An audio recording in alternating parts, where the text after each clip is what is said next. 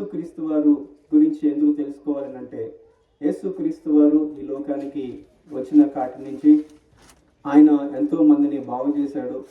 కుష్ఠరోగులను ఆయన శుద్ధి చేశాడు. గుడ్డివారిని వారికి కళ్ళిచ్చాడు. అదేవిధంగా స్వస్థత మట్టుకే కాదు, మానవ యొక్క పాపాన్ని పరిహారార్థం చేయడానికి ఆయన ప్రతి మానవుడికి పాపం నుంచి విడుదల చేయడానికి యేసుక్రీస్తు వారు ఆయన వచ్చి ఆయన నీ పాపములు ఒప్పుకో, నీ పాపములు పరిహారార్థమైందని బైబిల్ గ్రంథంలో ఎన్నోసార్లుగా ఎంతో మందికి చెప్పడం మనం వింటూ వచ్చాం. అయితే అదే యేసుక్రీస్తు వారు ఆయన మరణించి కలువరిశిలో మనందరి యొక్క పాపాలని పరిహారార్థం చేయడానికి రక్తం ఒకటే పరిష్కారం మనకు తెలుసు. అయితే ఆ రక్తం చిందించితేనే కానీ పాపం పోదు.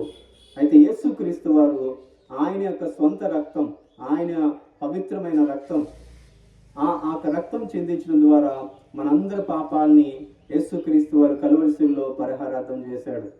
యేసుక్రీస్తు వారు పాపాన్ని పరిహారార్థం చేసే గొప్ప దేవుడు. రెండవదిగా మనం చూసినట్లయితే యేసుక్రీస్తు వారు మరణించాడు. మూడో దినమందు అంటే పునరుద్ధాన దినము అంటే ఆదివారం దినమందు తిరిగి ఆయన లేచాడు. యేసుక్రీస్తు వారు మరణము ఆయన గెలిచింది. ఆయన మరణించి కూడా తిరిగి లేచిన వాడు ఉన్నాడు, పునరుద్ధానుడైన వాడు ఉన్నాడు. ప్రియమైన ఇక్కడ దేవుని యొక్క మాటలు వింటున్నా మీరు. యేసుక్రీస్తు వారు ఎవరునంటే పాపాన్ని పరిహారార్థం చేసే దేవుడై ఉన్నాడు. మానవుడికి లోకానికి వచ్చిన దైవ కుమారుడిగా ఉన్నాడు. రెండవదిగా మరణాన్ని మరణంకి భయపడతాం.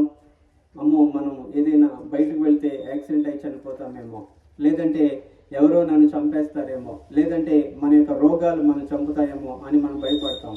అయితే యేసుక్రీస్తు వారు ఎవరునంటే మరణాన్ని గెలిచిన యేసుక్రీస్తు వారు మూడో దినమందు ఆయన తిరిగి లేచాడు. మరి మూడోదిగా మనం చూసినట్లయితే యేసుక్రీస్తు వారు ఎవరునంటే ఆయన మరణించి ఆయన తండ్రి దగ్గరికి వెళ్ళాడు. ఆ యేసుక్రీస్తు వారిని మనం నమ్మినట్లయితే మనం మోక్షానికి వెళ్తాం. ప్రతి మనిషికి